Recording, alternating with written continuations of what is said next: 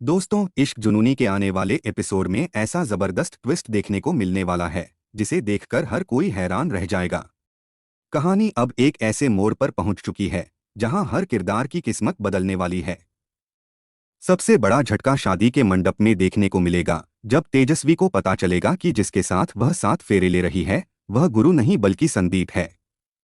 इस एक खुलासे से पूरे परिवार में हड़कंप मच जाएगा और तेजस्वी के सारे सपने पल भर में टूट जाएंगे। दूसरी तरफ रूहानी अपनी जिंदगी का सबसे बड़ा फैसला ले चुकी है।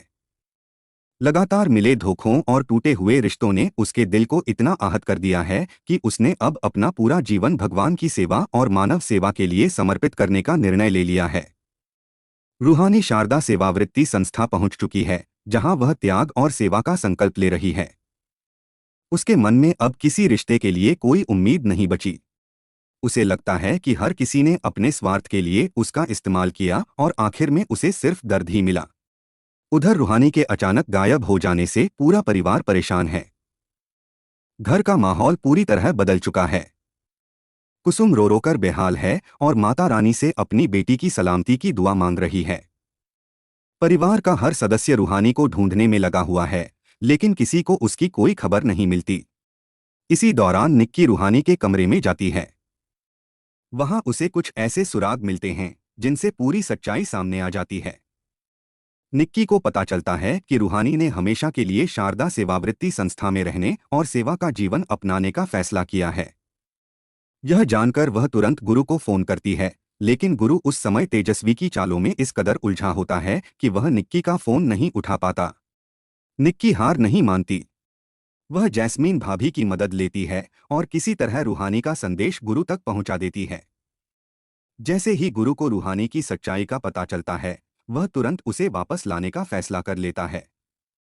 उसे एहसास हो जाता है कि अगर अब भी देर हो गई तो वह रूहानी को हमेशा के लिए खो देगा। इधर तेजस्वी अपनी चालों को सफल बनाने में लगी हुई है। उसे पहले भी एक बार धोखा मिल चुका है, इसलिए इस बार वह कोई जोखिम नहीं लेना चाहती। वह मंडप में बैठे दूल्हे का सेहरा हटवाने की कोशिश करती है ताकि यह सुनिश्चित कर सके कि सामने बैठा शख्स गुरु ही है।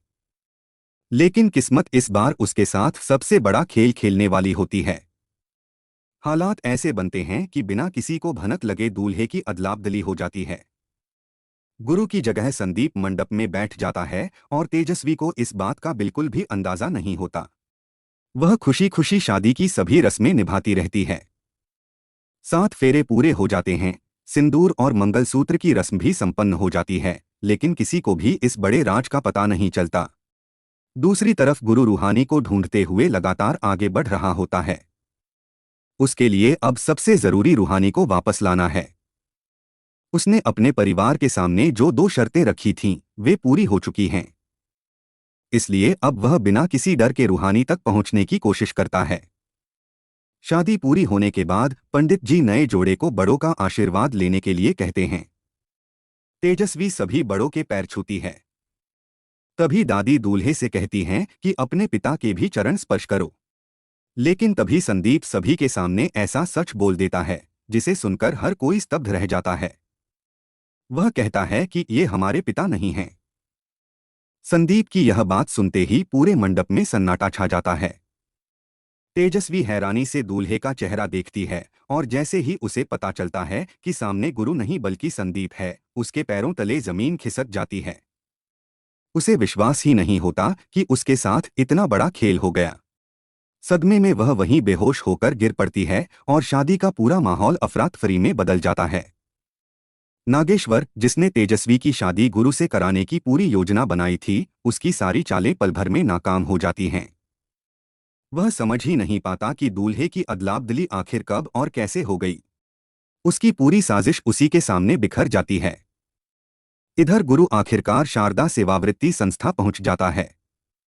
वहां वह देखता है कि रूहानी त्याग की अंतिम रस्में पूरी कर रही है। कुछ ही देर में वह हमेशा के लिए सेवा और साधना के मार्ग पर चलने वाली है। गुरु उसे रोकने की कोशिश करता है और अपने प्यार का भरोसा दिलाता है, लेकिन रूहानी अब किसी भी रिश्ते पर विश्वास करने को तैयार नहीं है। उसके दिल में सिर्फ दर्द और टूटे हुए विश्वास की यादें बची हैं। अब सबसे बड़ा सवाल यही है कि क्या गुरु रूहानी को वापस अपने साथ ले जा पाएगा। क्या रूहानी अपने फैसले से पीछे हटेगी? क्या तेजस्वी इस हार को स्वीकार करेगी या फिर कोई नई साजिश रचेगी? और नागेश्वर अपनी नाकामी का बदला कैसे लेगा? इन सभी सवालों के जवाब इश्क जुनूनी के आने वाले एपिसोड में मिलने वाले हैं, जहां कहानी में लगातार बड़े ट्विस्ट, जबरदस्त ड्रामा और कई चौंकाने वाले खुलासे देखने को मिलेंगे।